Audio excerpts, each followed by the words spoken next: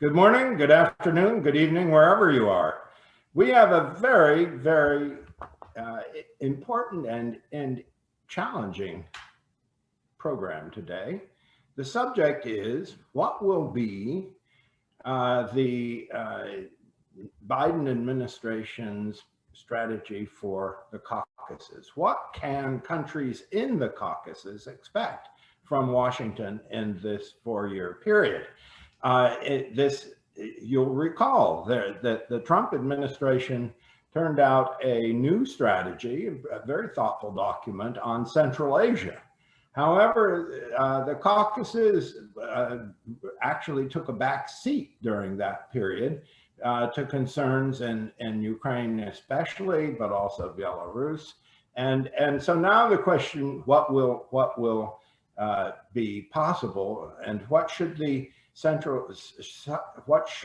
Caucasus countries expect from Washington in this period? We have really wonderful, we're very honored to have 3 wonderful speakers on this subject, and the floor will then be open to questions and comments from what is expected to be a very large audience. Our first speaker is Ambassador Robert Blake, and in the diplomatic world, you expect to have 2 or 3 postings and so on. He seems to have been everywhere. Tunisia, Algeria, Egypt, Nigeria, Indonesia, India, Sri Lanka, and the Maldives. He was, however, for our purposes, very important. He served for 4 years as Assistant Secretary of State for South and Central Asia. He is closely acquainted with the region, obviously. He is currently the Senior Director for South Asia at McLarty consulting firm, and he is also has been awarded the State Department's Distinguished Service Award. So, Ambassador Blake, and then we'll proceed to hear from our other guests. Great. Well, listen, Fred, thank you very much for that kind introduction, and thanks very much to the Central Asia and Caucasus Institute for this great invitation. I'm really delighted to join this great panel on a subject that is near and dear to my heart. As Fred mentioned, I was Assistant Secretary of State for South and Central Asia for 4.5 years, from 2009 to 13. And I was very fortunate to have Ambassador Krol, one of our other panelists, as my Deputy Assistant Secretary for the region for much of that period. So whatever I know about Central Asia, I probably learned from George. But I'm gonna confine my remarks to Central Asia, since that's the area that I worked in. But during the time when I was at State, we made a considerable effort to ramp up U.S. government engagement in Central Asia by, for example, starting the process of what we called annual bilateral consultations with the foreign ministers or deputy foreign ministers of each of the 5 countries. And these were really useful opportunities to discuss in a frank manner all of the sensitive issues on our agenda, but also the opportunities that each side saw for increased engagement. And I'm happy that the ABC process, as we call it, remains in effect to this day, as does now the helpful C5+1, the Central Asia 5 countries plus US talks that were begun later in the Obama administration to promote more regional dialogue and regional cooperation and connectivity. I think it's important to note at the outset that the radically reduced US troop footprint in Afghanistan has changed America's strategic calculus in Central Asia.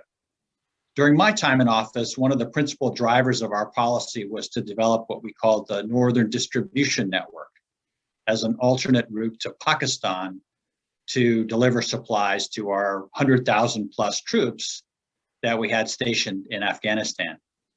Today, of course, that number is now down to 2,500 troops.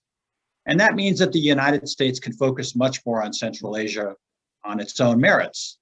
But it also means that Central Asia now competes with other regions of the world to attract US investment and resources. So they've got to focus much more now on making Central Asia an attractive and hospitable region for investors and for government partners. And I think respond they have. we've seen some generally positive trends that are shaping new opportunities in the region. And let me just tick off a few. I think probably the most important has been Uzbekistan's transformation from being the primary obstacle to regional connectivity and cooperation under President Karimov to now being the primary driver under President Mirziyoyev, a process that I'm glad has been embraced by all of the countries in the region. Likewise, I think Uzbekistan's prioritization of regional cooperation in particular has given new momentum to regional projects such as the CASA 1000 effort. And I'm sure George will talk in more detail about all that.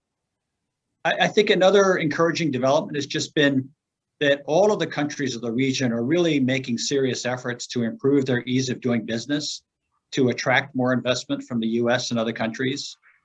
Kazakhstan has announced that it aspires to join the OECD and has made very good progress to diversify its economy and offer new opportunities to US companies. And likewise, I think we've even seen some improvements in democracy and governments, such as the steady progress that Uzbekistan has been making to reduce forced labor in the cotton harvest. Now, in other areas, progress has been much slower. And I'm thinking particularly about progress to open new trade routes from Central Asia to the Indian Ocean region. And really there, it's been spotty at best.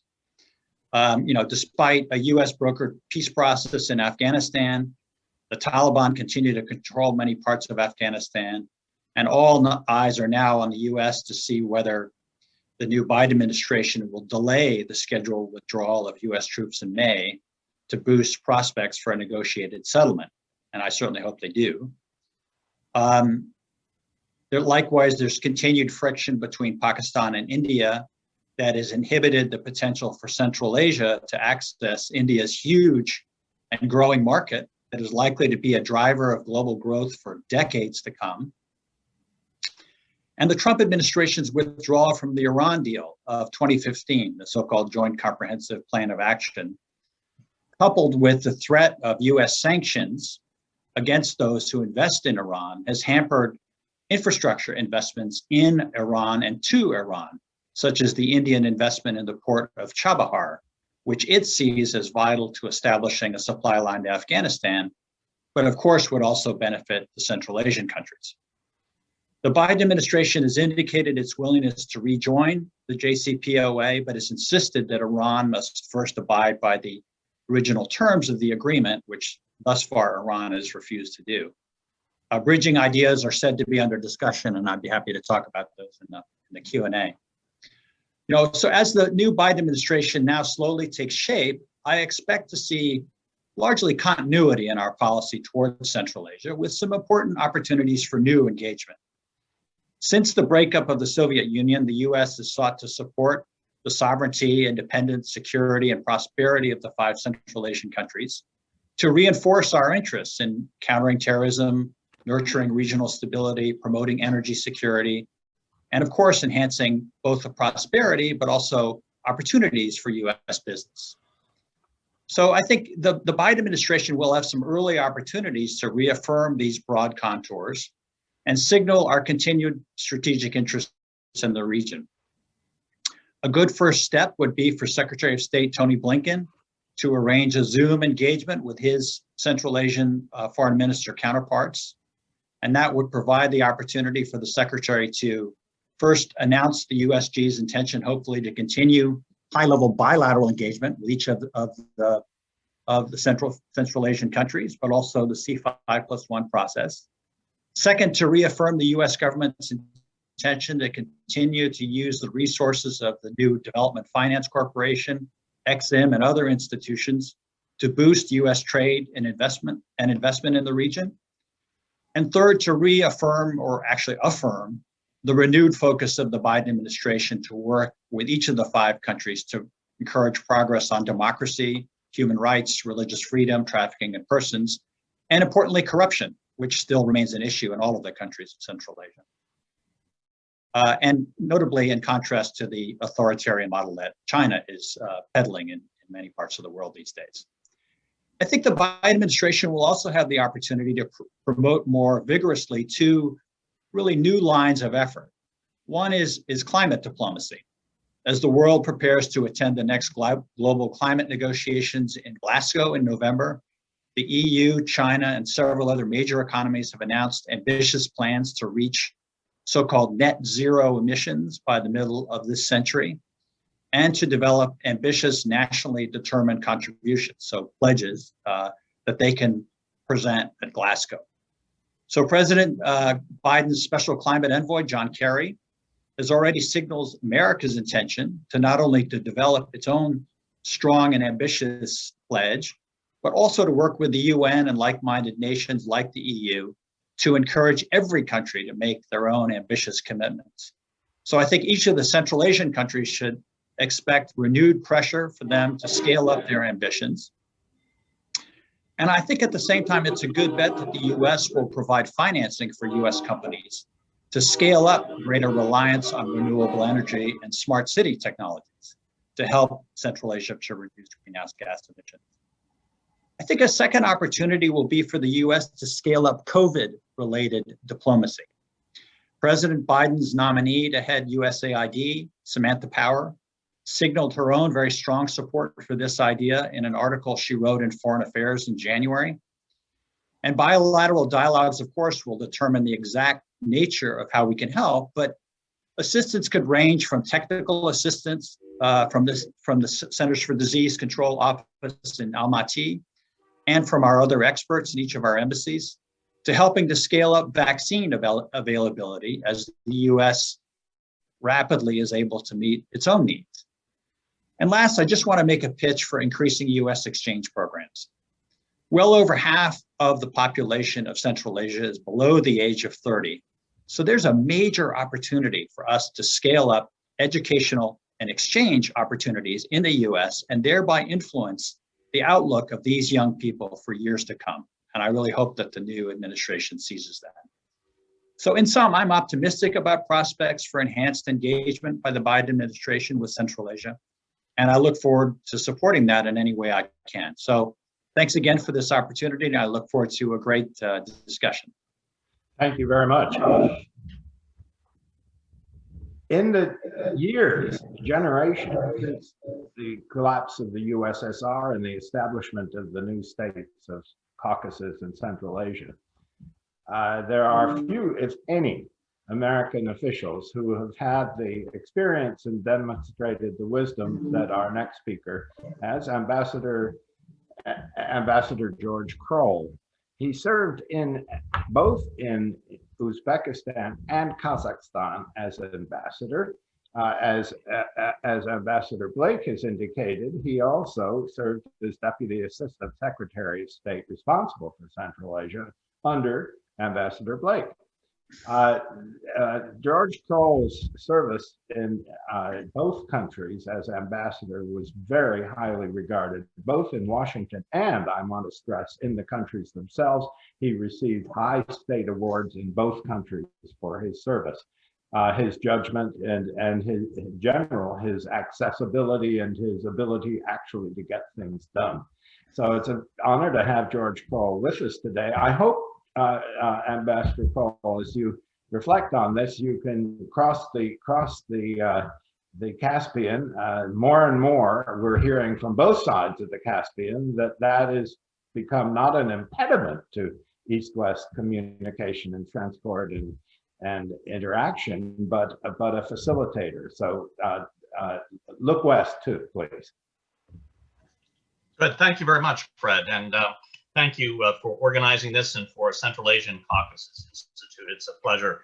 I think these Zoom discussions are fascinating because, Fred, you're in New Orleans, I'm in Newport, Rhode Island, Bob's in Washington, Enders is in lovely Michigan, and the hosts are in Washington, D.C. as well. So it's great to be able to come together. And I've been attending and participating in a lot of these fora, which is, I think it's been very, very fruitful in this time of COVID. I think this is one of the things that should continue, and it'll make it easier for their discussions to happen across the continents. As Bob said, when suggesting that Secretary of State Blinken, should have an early meeting by Zoom, That, of course, is easily done. I think Secretary Pompeo did the same in the continuation of this C5+1, although he did make a personal trip out there, but they've had this. And I, for instance, had a very long discussion at the, and it was at the, set up by the ambassador of Uzbekistan in Washington. So I didn't have to fly down there, but we could have a discussion. And I've done the same with other diplomats like Ambassador Kazakhanov of Kazakhstan and the like. So I think this adds an element, whereas Bob knows getting in and out of Central Asia itself has been a problem for American diplomats, in particular in the State Department, because unlike our military, we don't have dedicated aircraft. So I know when Bob was going out there, remember during the 2010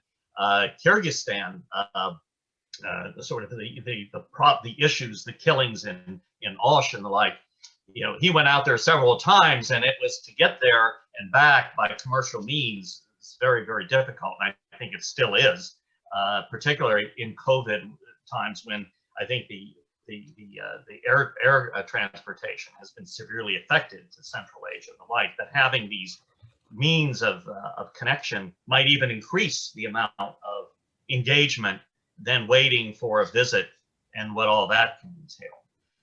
But let me just say, as somebody who started in Central Asia back in the 90s, when I was working for Ambassador Collins, when it was part of the new independent states, which was sort of a bureau in the State Department, and when we were first developing our relations with the Central Asian countries. And then later, when I came back to Central Asia in what was the end of the George W. Bush administration, when Richard Boucher was the Assistant Secretary at the Bureau of South and Central Asian Affairs, when Central Asia had been moved from the Bureau of European Affairs to South Asian Affairs, and then Bob Blake became the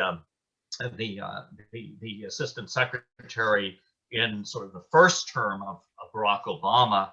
And then he, after that 4 years, you had yet another Barack Obama term, but you had a new Assistant Secretary of State, Nisha Biswal, and kind of a new emphasis and a new focus. And so I've seen, and I was serving as ambassador in Uzbekistan, in Kazakhstan, when that change happened. And seems every 4 years, and every even if it's an 8-year administration, every 4 years there's a new strategy for Central Asia that has been promulgated, and a lot of effort has been, as Bob knows, when Mike McFall was at the NSC, and they put Central Asia with Russia as in that directorate. McFall had sort of overseen a review of Central Asia strategy, and then Nisha Biswal, she did, and they had another strategy. And then in the Trump administration, there was the strategy that came out at the beginning of 2019. And so now I guess we will expect that there will be perhaps a Biden administration strategy for Central Asia. And what will that look like? And I have to say, from my experience of all these previous strategies, they've been pretty much the same, with little variations, tweaks here and there. And I think if you look at, actually, when Secretary Blinken was Deputy Secretary of State, he gave the speech that was the encapsulation of, you know, the second term of Obama on Central Asia. And he gave a speech in 2015 at Brookings called "The U.S. and Central Asia: An Enduring Vision for Partnership and Connectivity in the 21st Century." And reading that speech, it has all of the elements that, you know, in different order and the like, that was also in the United States strategy for Central Asia that the previous administration, you know, presented in 2018. It was a strategy for Central Asia 2019 to 2025. And there, you know, again, we see, as Bob has mentioned too, when he was there, you know, as Alice Wells, who had been the senior official dealing with South and Central Asia, when she was commenting publicly about the Trump administration's policy, that she mentioned the Holy Trinity, as they call it, of supporting sovereignty, independence, and territorial integrity, that's been something that has been from the 90s all the way through. And that same rhetoric is also in the Blinken speech of 2015. And I don't think that's going to change under the current administration. There is also the mention of C5+1. And as Bob said before that, there was an iteration of the annual bilateral consultations, which was a level lower than having the ministers meeting. But I think that's what's the C5+1 and the ABC is all of this matter of having these annual gatherings. Interconnectivity between Central Asia and South Asia, you know, the CASA 1000. As Bob knows, when he was Assistant Secretary, it was the wording was the New Silk Road, which was the be all and the end all of our policy at that point. And then, well, again, a new administration comes in. They don't want to use the term New Silk Road. So then it becomes interconnectivity. Democracy, promotion of democracy, human rights, religious freedom, reform, people-to-people exchanges. That's been in every strategy, every pronouncement, practically every speech, you know, from the 1990s to the present. I don't think that's going to change. Similarly, combating violent extremism, drug and human trafficking. You know, remember there was the global war on terror was the main policy, certainly under the Bush administration, George W. Bush, and that will continue in some form because you have the ISIS threat and the number of people from Central Asia that came and fought for ISIS, and then the overall proliferation of weapons of mass destruction. That will continue. How do you deal with the Central Asians? And then from a security standpoint, you know, the continuing probably need for some form of transit to Afghanistan, security, the continuation of mill-to-mill cooperation, that I'm sure will continue in the Biden administration. And the Pentagon, our Defense Department, has always been sort of looking at this area from a security standpoint of the long term and developing security relationships, law enforcement relationships, and the like. And having the Secretary of State, General Austin, who had been the head of CENTCOM, who visited Uzbekistan, and I don't think he visited Kazakhstan when I was there. But again, this was part of his world as the CENTCOM commander, and I think that it will have some effect on, perhaps it will have some effect. But again, we also had Ashton Carter when he was Secretary of State, Secretary of Defense, and he had traveled frequently in Central Asia in the 90s, but he never did visit as the Secretary of Defense. And I don't recall the last time the Secretary of Defense visited. I think it was Rumsfeld in Central Asia. I'm not so sure that will happen in a Biden administration. It could, if Central Asia would become a prominent foreign policy priority, which it never really has in American foreign policy. It's been largely affected by policies that the U.S. has had toward other higher priorities like Russia, like China, like Iran, like Afghanistan. And they often, when I was the Deputy Assistant Secretary, I had to make sure that our policies towards Russia and other countries, knowing what the effect could be on Central Asia, that it isn't just what I call collateral damage, because they don't think of Central Asia when they're making these policies towards Russia. And I would say as policy is going to be made towards China, you know, Afghanistan and the like. There are certain key constituencies in the United States, or I should say in Washington, about Central Asia policy, because where I'm speaking here in Rhode Island, when I give talks about foreign policy in Central Asia, most Americans, even at the Naval War College where I do some teaching, they don't even know the geography of where Central Asia is, what it is, and the like. And so it's interesting to see how little this region figures in the overall mindset of many Americans, including those that you would think would have an interest. It's more like they're looking at Russia, China, and then Central Asia. How does that fit in there?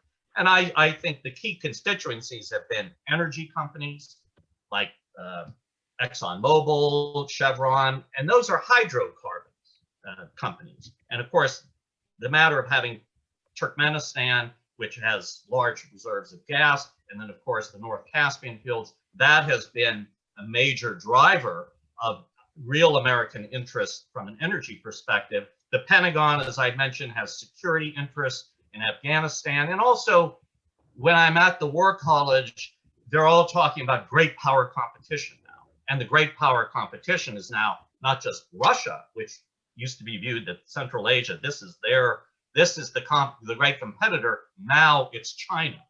And that, I think, will be probably drive perhaps policies that the United States will have in the Biden administration in Central Asia. But also there are the advocates, the NGOs that deal with democracy, human rights, governance. They have been a vocal part in how American policy has been developed over time. So these are sort of the key constituencies that continue. But also, as Bob mentioned, I think American policy on climate control or climate change and the like will also figure into how we approach Central Asia, but it will be a part of that broader policy. I think organization is also a matter, as I mentioned, when in the Obama administration, Central Asia was put in the directorate at the NSC with Russia. Now that had a certain view that therefore there was a certain prism of Russia from the NSC point of view towards Central Asia. Then however, in the Bush administration, but also in the Trump administration, Central Asia was put in with South Asia. And so there was more of a focus then on Afghanistan and the interconnectivity to South Asia. Under the Biden administration, as far as I understood, I understand now that Central Asia is back with being with Russia. And although I think Andrea Kendall Taylor, I read something that she may not be the new senior director, whoever it is, and I think it's an acting person now, a former colleague of mine, Eric Green. Again, it's Russia and Central Asia, and that will have a certain effect. However, in the State Department, Central Asia will remain in the Bureau of South and Central Asian Affairs, and it will remain to be seen whether or not State or the NSC will have more of a lead on Central Asia. And in the Central Asia, in the Bureau and the State Department, there has been sort of a focus on India and Afghanistan, and I understand like India and Afghanistan are now part of the Bureau. I mean, India never left, but as Bob knows, when he was Assistant Secretary, you had Afghanistan separated under Holbrooke and his successors, and India was kind of treated in a particular way at high levels by then Assistant Undersecretary Bill Burns and like. So Bob, fortunately for Central Asia, was able to focus a lot of attention on Central Asia because those other pieces of the realm were hived off with other participants. But under the Biden administration, we will see who they select to be the Assistant Secretary for South and Central Asian Affairs, and whether the State Department, as it will how they will take Central Asia and look at it, and who will be the people involved in it. So will it be a football again in the State Department, that is Central Asia, between the democracy and human rights advocates, the energy advocates, or the security advocates, and also vis-a-vis Russia, China, Iran, and the whole terrorist extremist sort of group of questions. Now, some key changes, I think, could be, what is the Biden administration's policy going to be towards China? When Blinken gave his speech in 2015, there was this look at China being more of a partner, the One Belt, One Road, the Silk Road, the interconnectivity, that they mesh. But I would suspect that China will now be not viewed as the partner with a small p that it was, at least in that part, at the end of the Obama administration. Now, in the Trump administration, I think when Pompeo went out to Central Asia, he was pushing the case that China is a threat to the region. And similarly, as previous administrations have pushed to Central Asia, that, look, the Russians are your threat, and how do you counter Russian influence in Central Asia? Now it's Russia and China, but with, I think, probably a greater emphasis on China, and we'll see how that works out. And then I would say that there is the issue, and I could see this happening in the Trump administration as well, that, and Bob mentioned this, that Uzbekistan is kind of becoming the focus of US policy and endeavors and getting money and assistance and the like, viewed as it had often been in the 1990s with its population, with its central location, that is, and now with the Uzbek authorities, the president pushing for interconnectivity, inking agreements, as I understand, with Afghanistan and Pakistan and Uzbekistan to build a railway again to connect to water in Pakistan.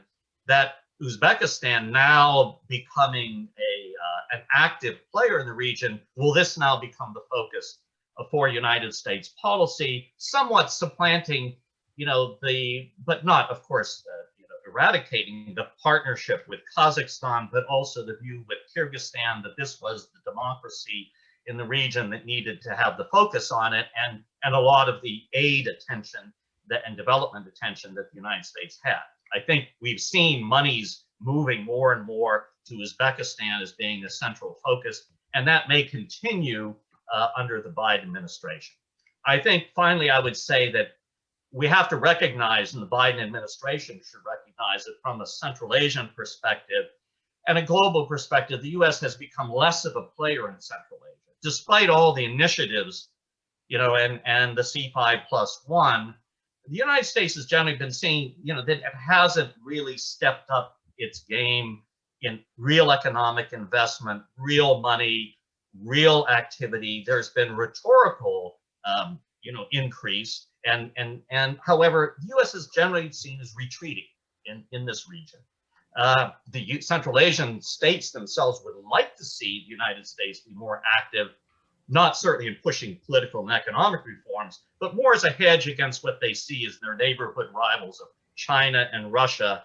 And with China becoming more active, more assertive, the Central Asians are wary of that. But what really can the United States do about it is something that I think remains a big question mark. And at the end, I'd say that our policy, as I've seen it towards Central Asia, has been pretty much a catch-all of a variety of U.S.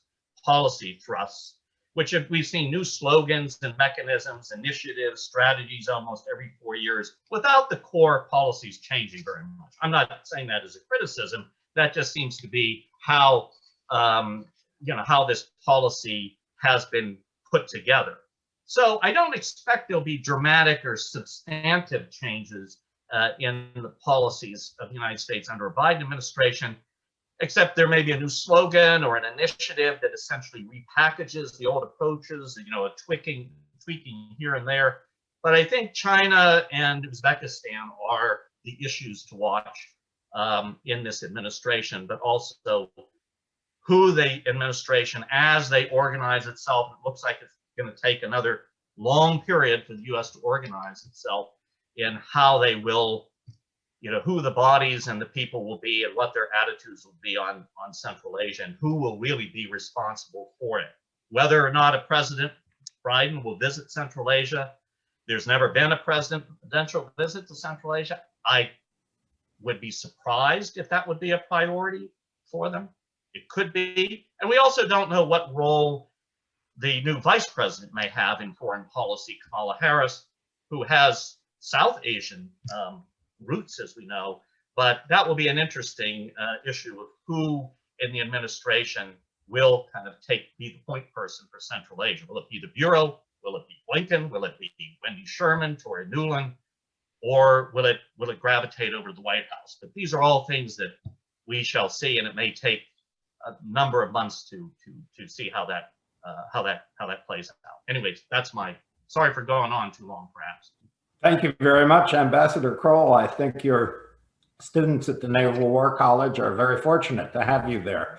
We're turning now to Anders Wimbush. Dr. Wimbush is one of the handful of people who are serious observers and commentators on the Caucasus and Central Asia, who is actually trained in the field and who made it a serious specialty in his preparation. But he didn't pursue an academic career. He instead spent many years in information field, and he became director of Radio Liberty in Munich, Germany at the end of the Cold War.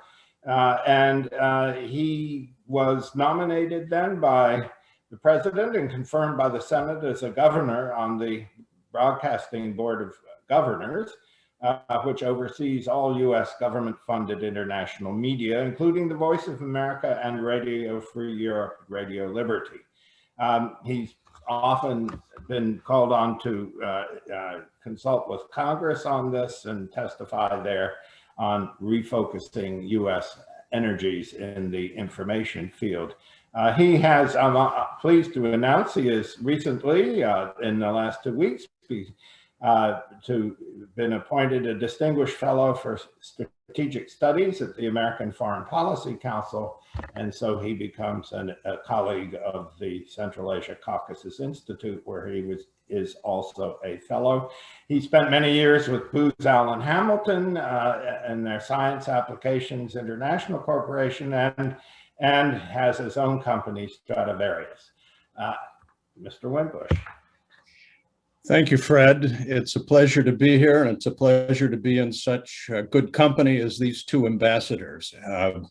One could only hope, when we consider what the Biden administration should do, that it should reach out to both of them, who are strategists, not just program managers, but are actual strategists and know how to think about this region in a much larger way. So let's hope that the Biden administration finds them wherever they may be hiding and puts them to good use.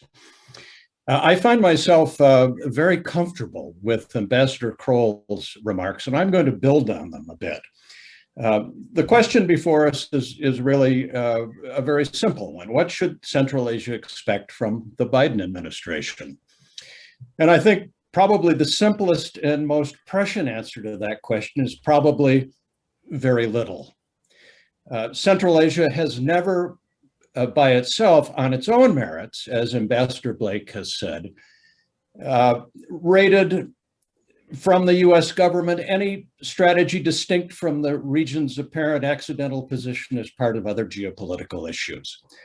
That the Central Asian region happens to be geographically proximate to Russia, to China, to Afghanistan seems incidental to the strategic considerations in Washington, even though each of these states, as well as Iran, Turkey, India, Pakistan, and several in the Middle East, see emerging Central Asia as intimately connected to their own interests and consequently as an organic part of their own strategic planning.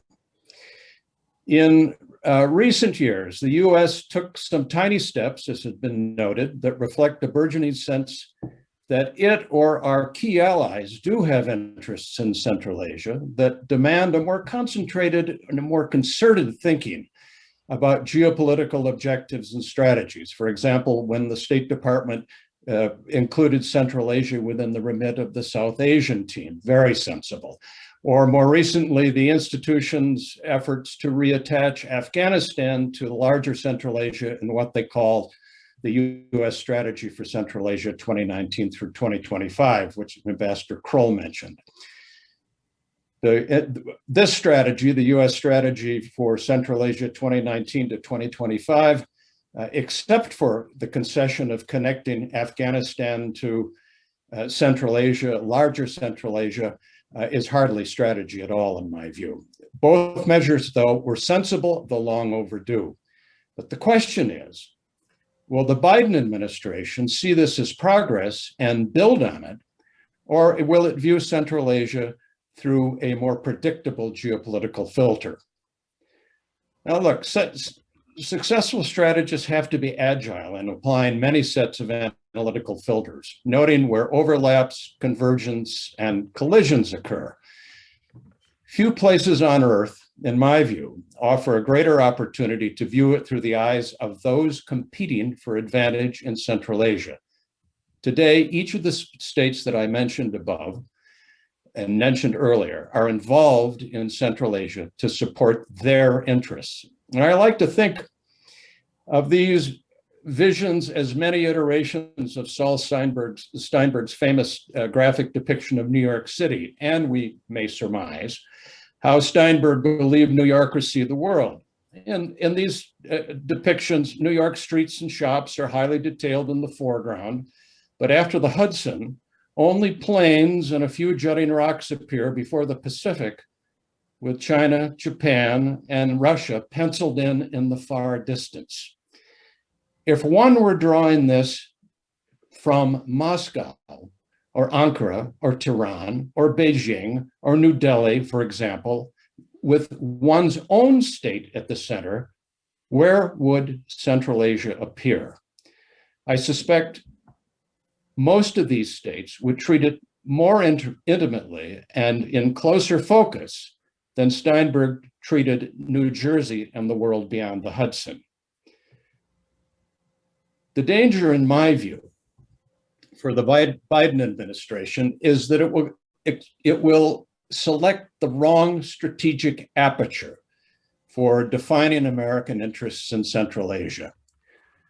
The new administration has a great surfeit of well-known transatlanticists, which has recently led a prominent think tank to promote webinars, apparently without irony, of the administration's pivot to Europe. The transatlantic filter will likely extend to Nord Stream 2, that controversy, and maybe to Russia's seizure of Crimea, but its proponents will see as greater or lesser European issues. But this filter is quickly going to lose its depth of field, as even a deserving state like Georgia, which has enshrined Europe and NATO membership in its constitution, will likely find out to its disappointment. Europe has little interest in distant Central Asia, which will be refracted in the transatlantic lens only if somehow China's growing commercial importance to Europe stumbles out on the steps. The real danger is that the strategic filter will be Russia, the default position for most previous administrations, as Ambassador Krol has described. After all, look, this is how most people in government, including our intelligence services, are trained and are taught to understand Central Asia, and they are reinforced predictably by think tanks and academia who consider to see Central Asia analytically and strategically a Russia problem, or of the equally occlusive post-Soviet space problem. Russia certainly has its eyes on Central Asia, though its lunch, as President Biden might say, is being eaten by China virtually everywhere across the region.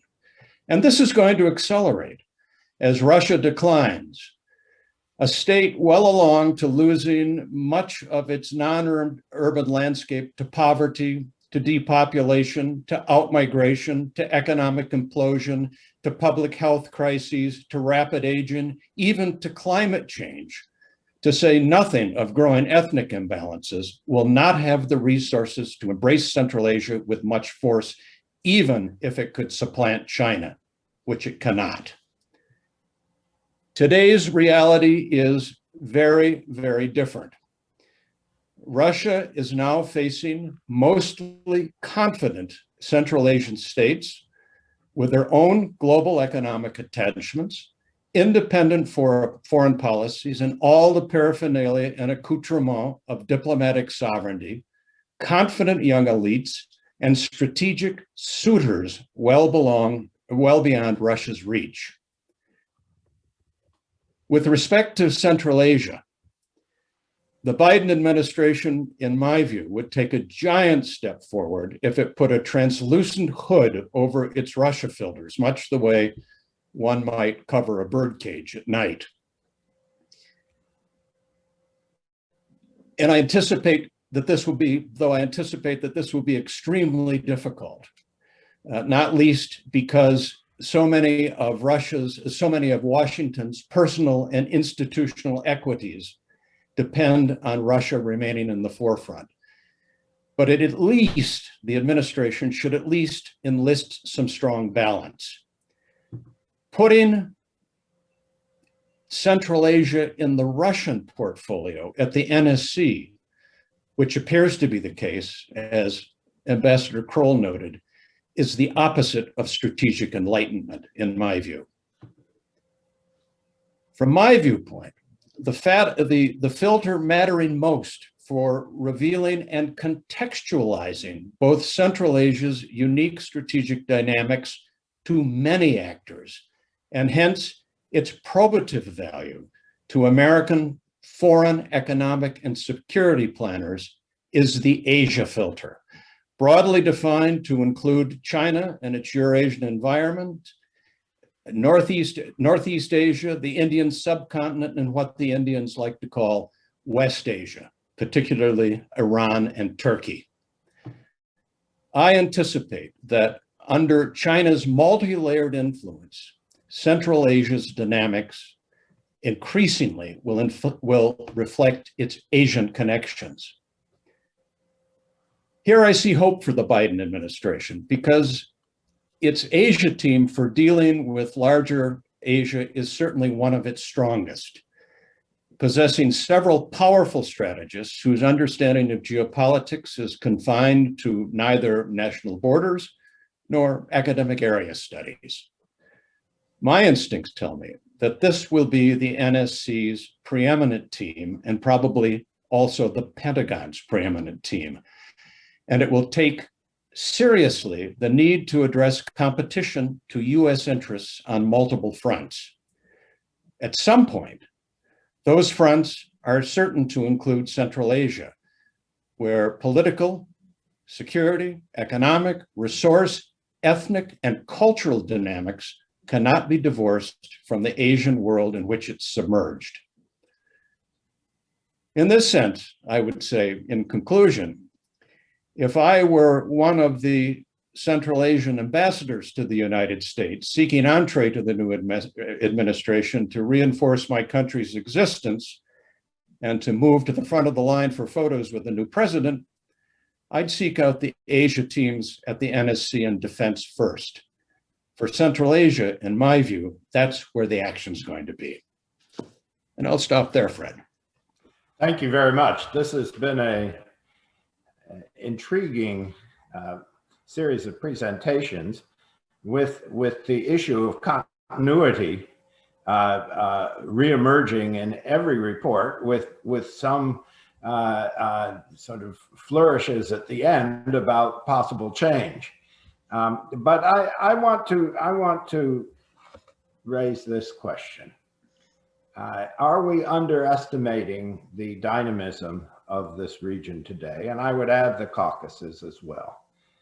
Dynamism in various senses. You have, for example, the developments in Uzbekistan, which Ambassador Blake and Ambassador Krol both recognized. You have continuing development in Kazakhstan. You have across the way, you have the dramatic results of the Karabakh War affecting Azerbaijan.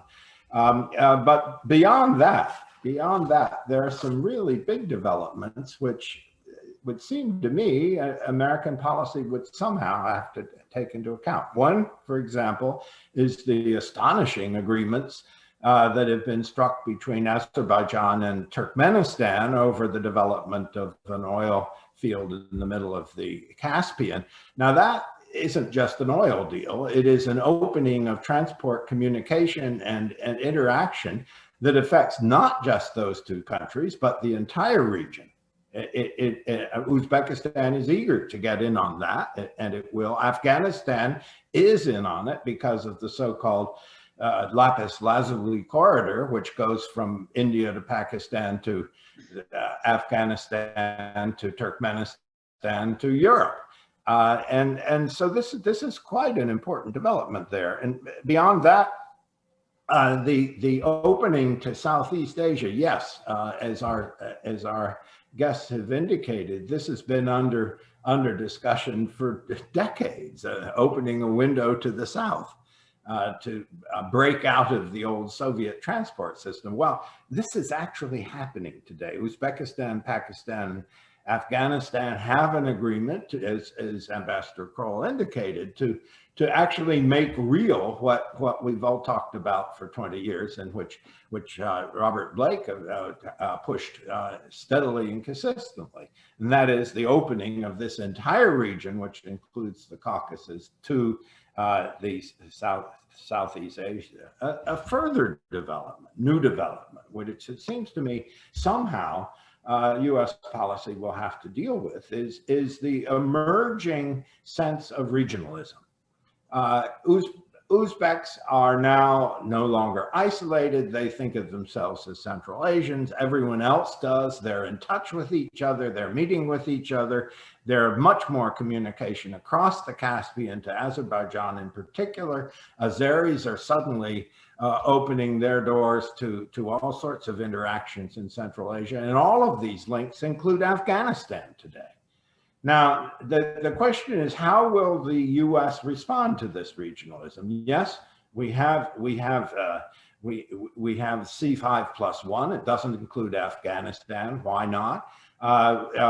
We also have TIFA and other instruments that can affect this. But what we haven't done is raise the question, even as an analytic problem, of whether this region needs the kind of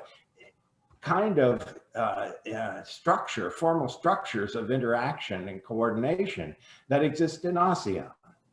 And let me just say, when ASEAN invited a group of Central Asians and Afghans to come to and Caucasus to come to Singapore 2 years ago, and the Central Asia-Caucasus Institute organized this process, and a team of 12 or 15 went to Singapore, spent a week, met with the high command of everyone in ASEAN. They all came back, wrote memos for their government, wrote articles in the press. They're all saying, this is the future. We need some kind of structure like this. Now, so far, the US is utterly silent on this. Is this a good thing, bad thing? Is it something we could facilitate?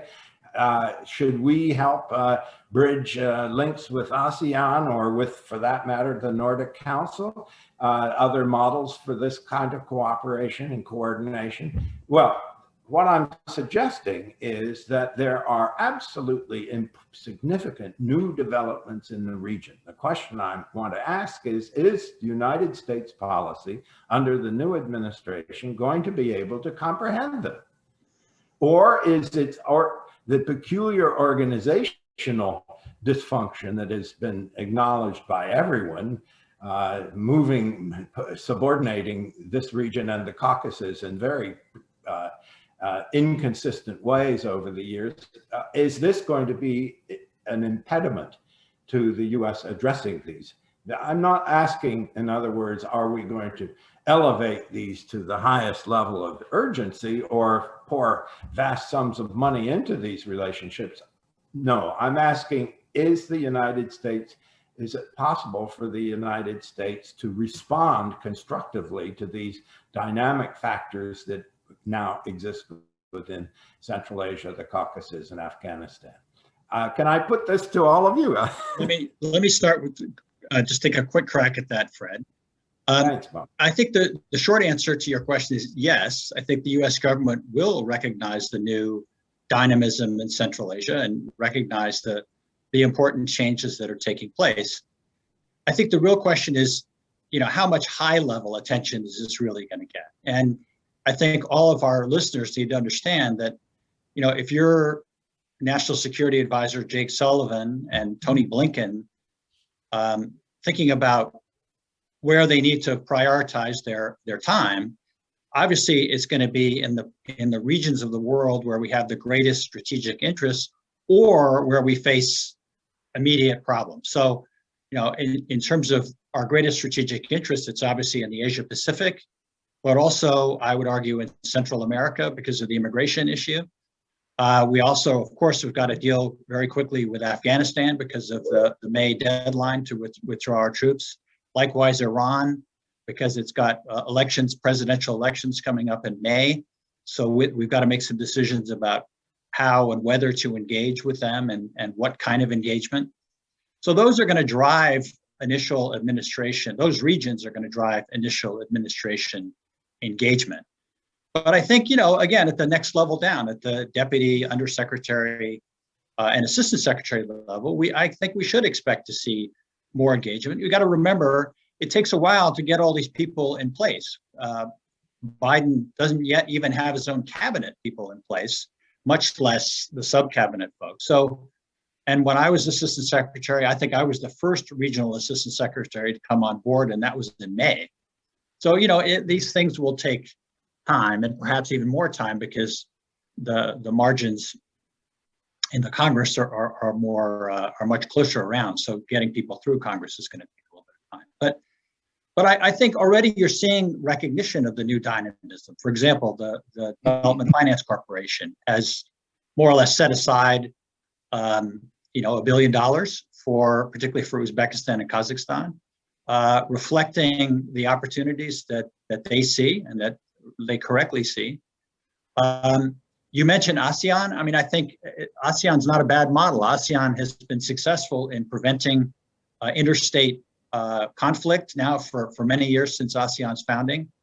And they've steadily chipped away at reducing tariff and non-tariff barriers between the countries, so that it's getting closer and closer to being a real market. And I'd love to see that happen in Central Asia, because it's still trade between the United States and Central Asia is still very, very modest, comparatively speaking. So if they can make it so that an investment in Uzbekistan or Kazakhstan can then enable people to export to the other countries and potentially further afield, that would make it a quite interesting proposition for our companies. Thank you. Yeah. Ambassador. Enders, do you want to comment? Go ahead, George. I'll pop in next.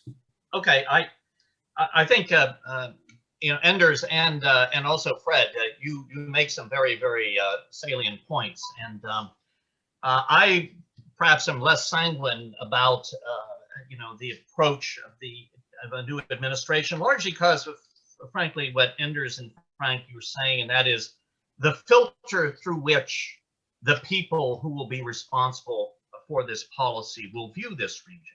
And that will be very important, because as I've noticed in my own experience, when you have somebody that looks at Central Asia, his focus, say in the Bureau of South and Central Asian Affairs, is really is a South Asia specialist, or, they look at Central Asia from the point of view of how can it connect to South Asia. The South Asia is kind of the world. And also those that look at it that, when it was in the European Bureau, that this is part of, as it's mentioned, you look at through the filter of Russia, because it was the former Soviet Union. Interesting enough, I would agree that looking at it from an Asian perspective, and also what our policies have been towards Asia and Asian countries, might be beneficial, because maybe there would be a less of this emphasis on, the promotion of democracy and human rights. And again, while that is always in this administration has said values are at the center of the foreign policy. Is that rhetoric? How will that be translated and the like too? But you have to recognize that, and Fred, this is to your question about the Caspian Sea, is that China is the big player. That China is the one that is putting money into the ports in the area of the Caspian on both sides, and financing and willing to finance it. And I have to say that from the Central Asians, they're wary of this. They want to control this. And they're very wary of China wanting to control the whole line. And China certainly wants to do that.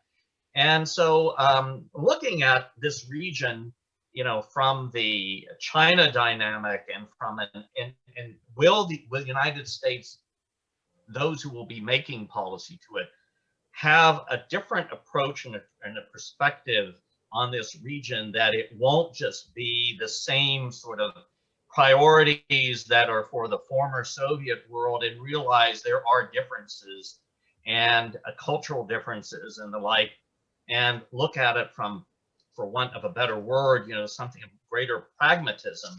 Because I know that these countries, they would like greater American involvement and investment, but they don't make it easy for anybody to do investment. And as much as our development organizations were willing to put money into Central Asia, they would send these feasibility studies and do all these things and come back and say, well, they would have to change X, Y, and Z, some fundamental changes in order to attract the private investment that is necessary to really boost this up. Now, the Chinese don't have those demands of reform that would have to be done in many respects in order to have the private investment that is necessary from the, if you will, from the United States and Europe, if there was an interest.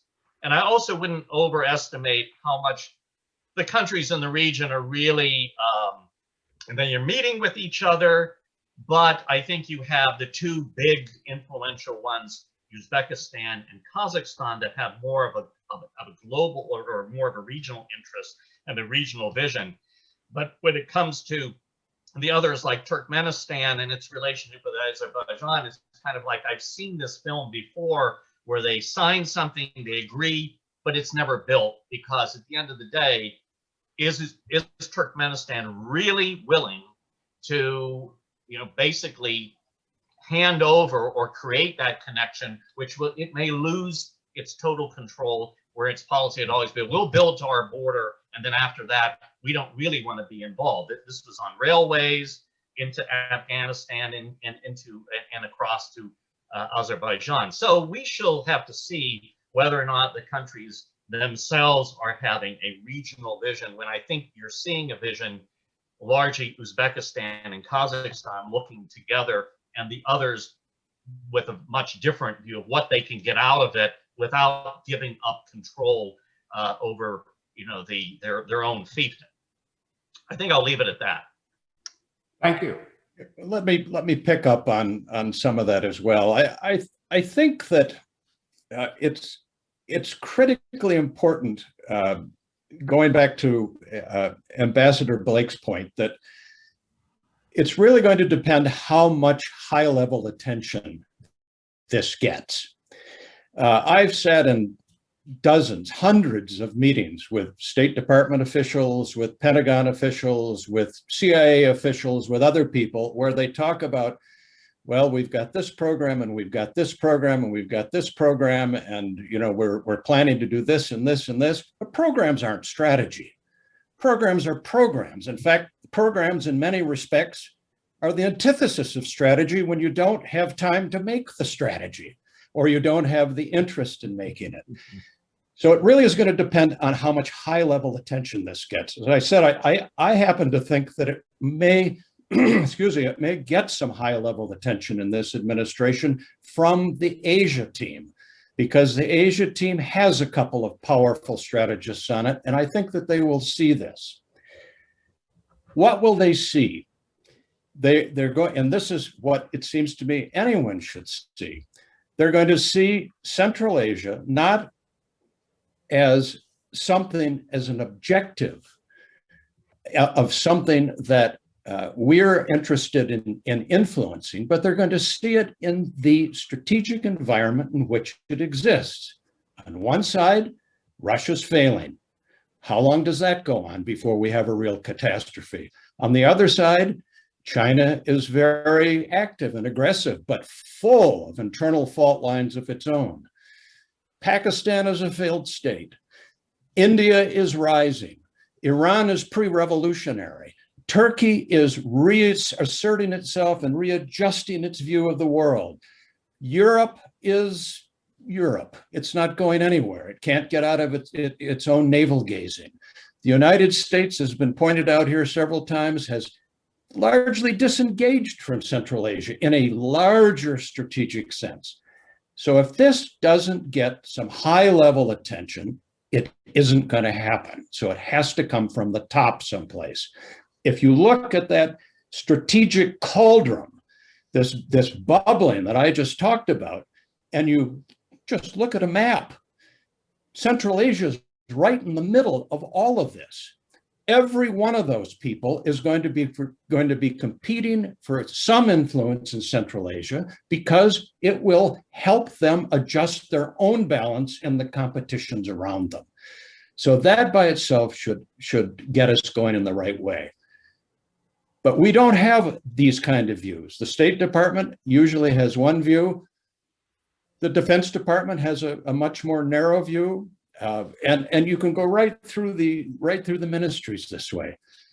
The organization that I spent so much time with, Radio Free Europe, and then as a governor for U.S. International Broadcasting, I look at the organizations that put public diplomacy, broadcasting into these regions, RFERL and the Voice of America. For the most part, they treat these regions as not as allies, but as kind of pitiful young states that have to be told that they're doing everything wrong, that they're oppressing the people around them. I mean, you can look at the daily research coming out of any of these places, and almost every day you find another article about the mansions of the leaders, as if we are in business as opposition radio or opposition media, rather than to help these states develop. So if that's our main public diplomacy element, or certainly one of them, what do you expect from these other places, all of whom have different views of what's expected?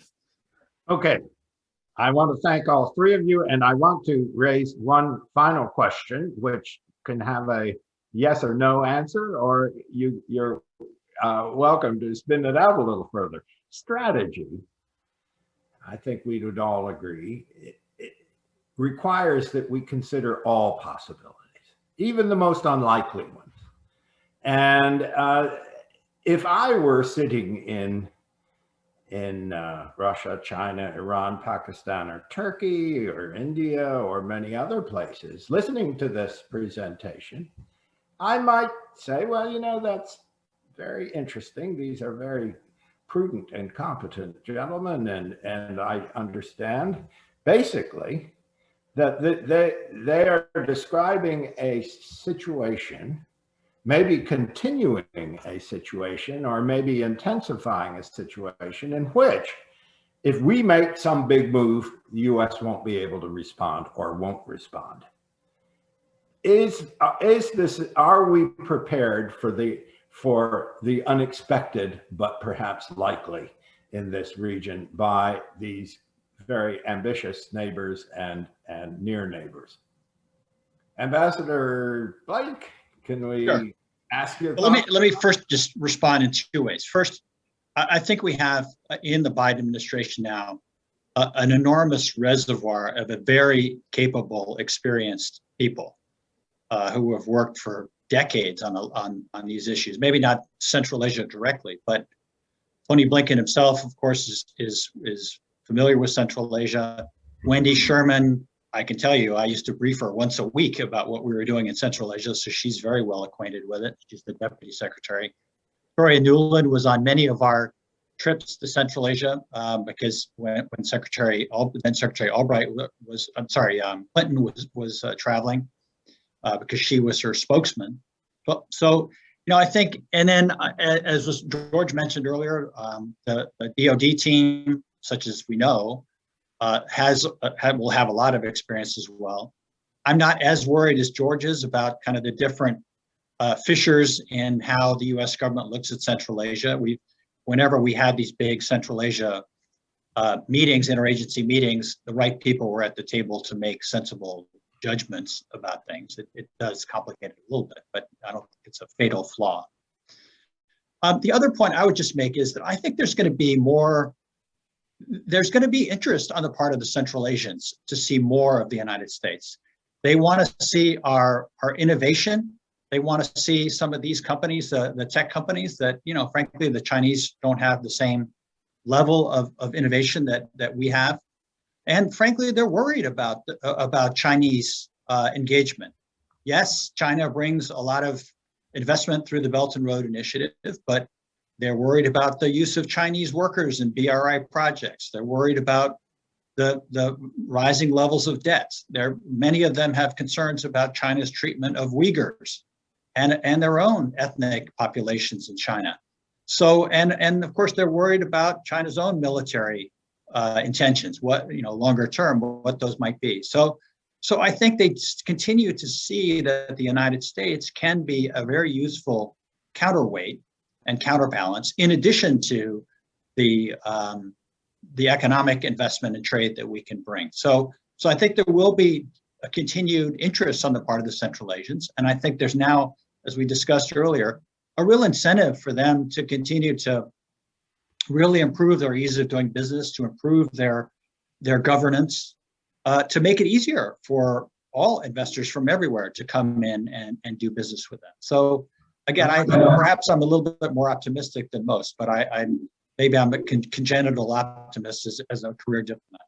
Bravo for that. Can I therefore conclude that if a major power or combination of external powers made a dramatic move in Central Asia or the Caucasus, I conclude from Robert Blake's statement that the U.S. would be able to respond? Yeah, and I think, again, we have people who are very experienced, and I think you've already seen that, for example, in Myanmar, where they moved out very, very smartly to respond to what was going on in Myanmar. And I think we would see similar kinds of prompt action on the one caveat I would make is it obviously depends how serious the issue is, but the administration is going to seek to do more to consult with allies, particularly with the European Union, but also to a certain extent, the Japanese and others. That's process. And that might slow things down just a little bit in some cases. Okay. Ambassador Crowell, will the U.S. be able to respond if there is a major geopolitical move by one of the serious powers surrounding Central Asia and the Caucasus? Will it be able to respond in a timely and effective manner? There will be a response, but I don't believe it'll be particularly effective. And it may be timely because knowing how the United States government operates, the easy thing, the thing that they could do is what they have been doing, and that is sanctions, condemnation, bringing things up, in fora. But as far as if there were, for instance, an effort to basically take over territory in Central Asia, the United States would not react in a military way to defend or enter force. Look, what happened in Georgia, what happened in Ukraine. I think that was even more. Those countries were sort of more of a interest to the United States, although they really weren't, frankly. But I think in Central Asia, if the Chinese or the Russians were to do something, there would be sanctions. Look, as we have in Burma, and how effective will it be on the Chinese and on the Russians? I think one thing one can be sure of is that the Central Asian themselves and their diplomats, who they know this all very, very well. They're not going to rely on the United States to preserve their territorial integrity and independence and the like. They would like to have, of course, the rhetorical support in the UN and the like, but that's why I think they have a very skillful diplomats who don't want to create the situation where China and Russia would ever see it necessary to do anything like this. So they play a very, very careful policies not to irritate or get them, or they understand where the red lines are for those countries. Their concern, I think, is the United States may not recognize that and may be pushing or push the Central Asians to do things or to join things that would push them towards the red lines of Russia and China and the like, and they will not do that. So I think they understand the region that they're in, and they're very careful to play them off. But I think for the United States, there is a certain worry, but then also, the United States isn't going to preserve them, but they will respond in ways that we've seen. Thank you. Anders Wimbush. First, if one sees the larger region, you'd be foolish to suggest for a moment that no surprise will take place. The region is full of surprises. The whole periphery is one large surprise waiting to happen, all in their different ways. And a surprise of some kind will happen. Will the United States be prepared to respond? Unless the United States goes beyond program development at the highest level and understands geopolitically why Central Asia is in its interests, not just for its bilateral interests, but its interest with all the states along the periphery and Asia more generally, they will not respond because there will be no strategy to respond to. But lastly, they will describe whatever they do as the appropriate response, even though it's a non-response. Well, ladies and gentlemen, in our audience, I think we've all been fortunate and honored to have three such well-informed, experienced, and insightful speakers today: Ambassador Bob Blake, George Krol, and Anders Wimbush. I wish we could continue this. This has not been a celebration of consensus. It shows that there are a range of views among serious and capable people. That's exactly why we have these sessions. We'll have more in the future, and we hope you'll all join us. Thank you very much.